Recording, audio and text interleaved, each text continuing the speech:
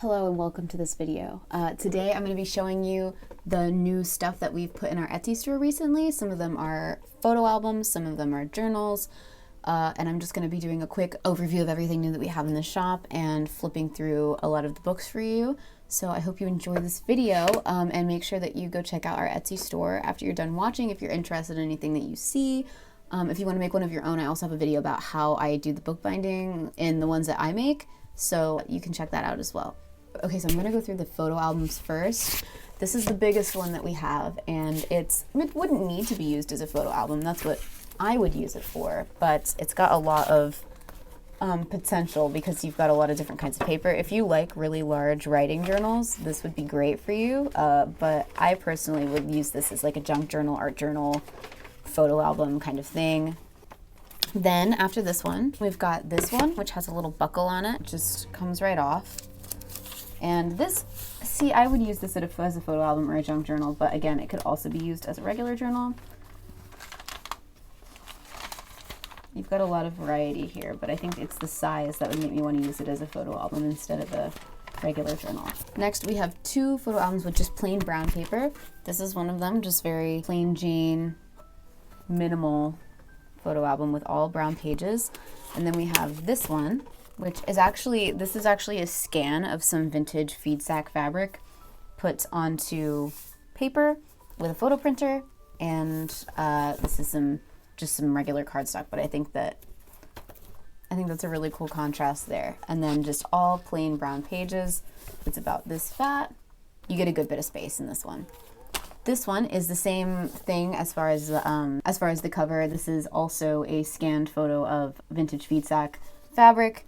And it also is on the inside, but we just downed the contrast so it looked a little bit sepia, which I think is really cool. But this one has different pages, so all kinds of stuff. This one it has a lot of pockets in it, which would be really cool. I like that page actually a lot.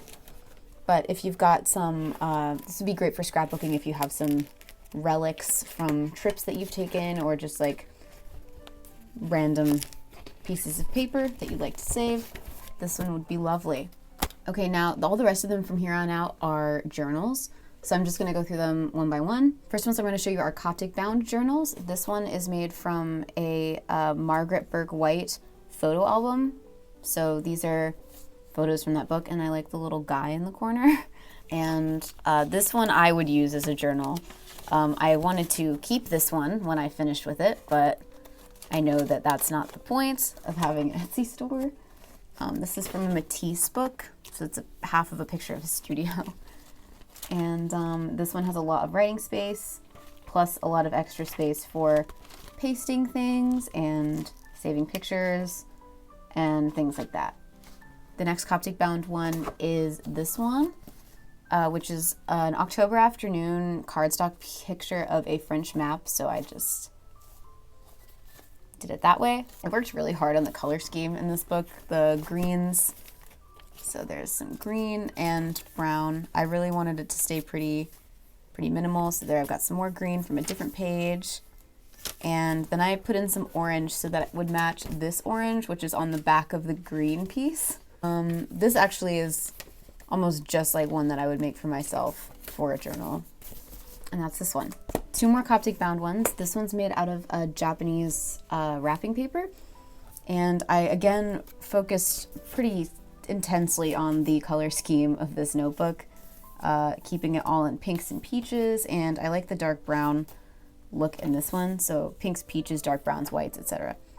I think that's a really cool page. That's one of my favorite pages. If this was mine, I would just write in all the white space, like even maybe some in her face, maybe not in her face, maybe just around, but I always love the way that looks when I do it.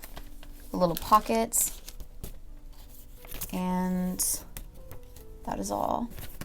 Next one, this is another botanical one. I just sold the last botanical one that I had on there, so I made another one, and it's a different picture though on the front. So this one's, I love using these small ones for a journal. They fit like right into my backpack. So I really like using the small ones, although I've been on a large paper kick lately, so I've been really into using larger sized ones, but I really do like this one a lot. It's very much more brown, and there's less focus on the color scheme. It's kind of a lot more haphazard, mostly because, I mean, there's so many colors on the cover that I didn't really feel a need to keep them all one note. Last Coptic bound one here is this one, which I would probably use this as like a gratitude journal. This is made with sunprint paper and a large negative, and it's just so small and nice and dainty. I would probably use this as a gratitude journal. You don't have to do that if you don't keep one of those. You could use this as a normal journal for sure. I prefer bigger pages, but if you like really small little notebooks, this would be perfect. Here's the back inside. There it is, all closed up. These two are very similar. They're both bound with the backs covered and are relatively similar to each other as far as the insides go. Mostly brown, but then with just little peaks of color every couple pages. This one is similar, but is more brown. I don't think there's any color in this one. So if you really like minimal, like earth tones and just grays, whites, browns, this would probably be the one for you, especially because, I mean, it's brown. It kind of just looks, these two to me look like vintage books that you'd find at an antique store. I don't know, that's what they remind me of. This one, this is made just with, this is just a cardstock paper that we thought was very pretty, and then all inside, it's just these Muji paper signatures. There are 4 of them, so you'll have a lot of writing space in this one, but it's all just writing paper. So if you're looking to keep a writing journal, this is a really good one. These last two I think are my favorites today. This one, this is a picture that my mom took while we were in San Francisco, and I love this one. I love the green contrasting with just the brown, white, yellow paper. All of the paper, oh, there's a little bit of black in there too. I love that. This is pretty similar as far as that it's just these same 4 colors, 5 colors. And I love this one. I wanted to keep this one. And I also wanted to keep this one, which my mom made this out of an old photo that she printed back in the 90s in her old apartment, and I love this one a lot. I really would have kept this had I not already had plenty for myself.